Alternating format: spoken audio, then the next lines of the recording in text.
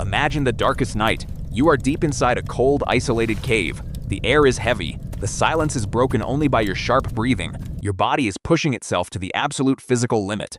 You are about to bring a new human life into this world. But look around you. No hospital, no doctor, no anesthesia, no little white pill to numb the overwhelming agony. You have absolutely nothing but the raw, terrifying force of nature closing in on you. So how did an ancient human manage to survive? Evolution gave us intelligence, but it pushed ancient mothers into a biological trap.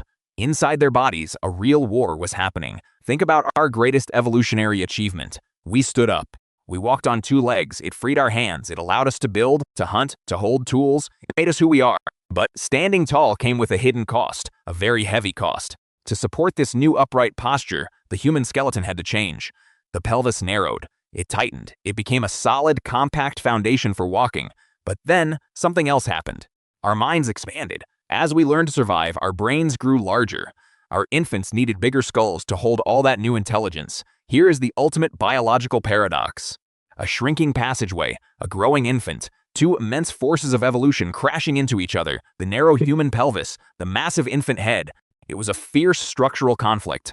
Nature forced two incompatible changes into one single body. This is the root of the pain, the tearing, the unbearable pressure. Other animals do not suffer like this. They give birth easily.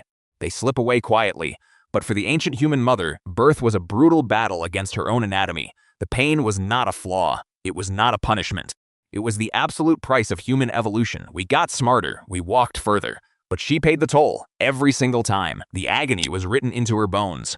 It was a design that pushed her right to the edge of what a living creature could endure. The pressure builds. The space is simply too small. The reality of survival becomes agonizingly clear. She is trapped in a biological contradiction, a narrowing gate, a widening mind. The exact things that made us the dominant species on this planet are the exact things that made her suffer so deeply.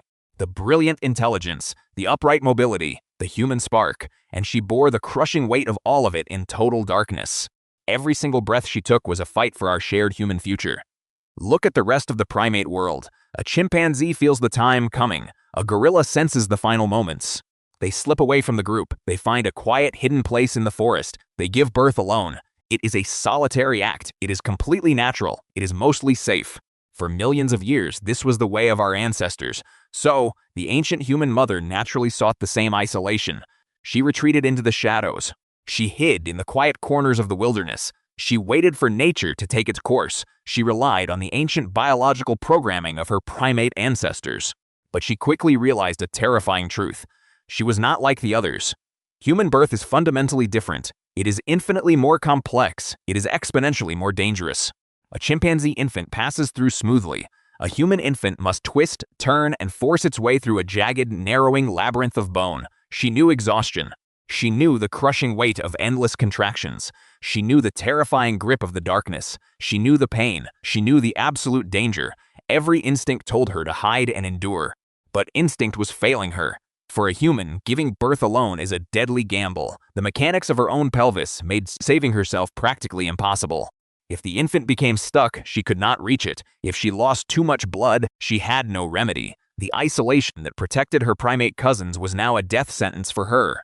The silence of the cave was no longer a sanctuary. It was a trap. This was the fatal flaw of our species. The greatest evolutionary advantage we had, our massive, brilliant brain, was threatening to wipe us out at the very moment of birth. The solitary mother was losing the battle. The pain was too great. The physical barrier was too high. The risk of dying alone in the dirt was an absolute reality. Evolution pushed them into a blind corner.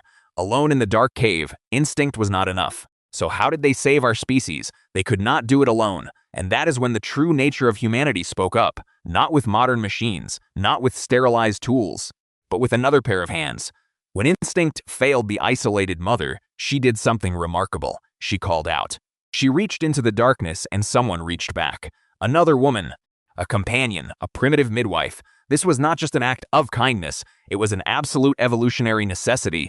The human species could not survive without it.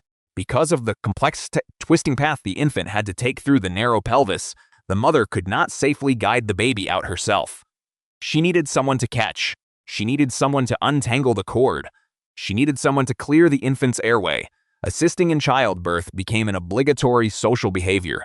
We did not just evolve to walk upright or to think deeply. We evolved to help each other survive our most vulnerable physical moments. Picture that cold cave again. The shadows are still there.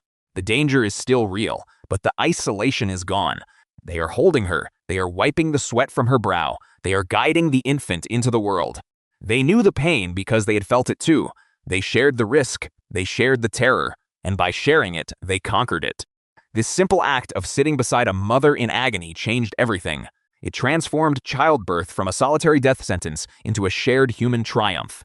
Long before we built hospitals, long before we understood the biology of reproduction, we understood deep compassion. The very first medical intervention in human history was not a flint tool. It was pure empathy. It was the presence of the midwife. The survival of our species did not just depend on the strength of our bones or the size of our brains. It depended entirely on our willingness to stay in the dark cave together, to bear the unbearable pain, to pull delicate life from the edge of death, using absolutely nothing but our own shared, unbreakable human bond of trust. Today, when a mother gives birth, she is no longer trapped in a dark cave. She is in a room bathed in bright hospital lights. She is surrounded by doctors and modern machinery. If the pain becomes too much, there is safe anesthesia. But this modern sanctuary of life did not just appear out of nowhere. It grew from a very old, very deep human instinct. Modern medicine was not truly born in a sterile laboratory filled with white coats. It was born in the terrifying shadows the very first time an ancient human reached out to hold the trembling hand of a mother in agony. It started with pure, unselfish empathy. History is not just found in the stories of great wars or the fall of mighty empires.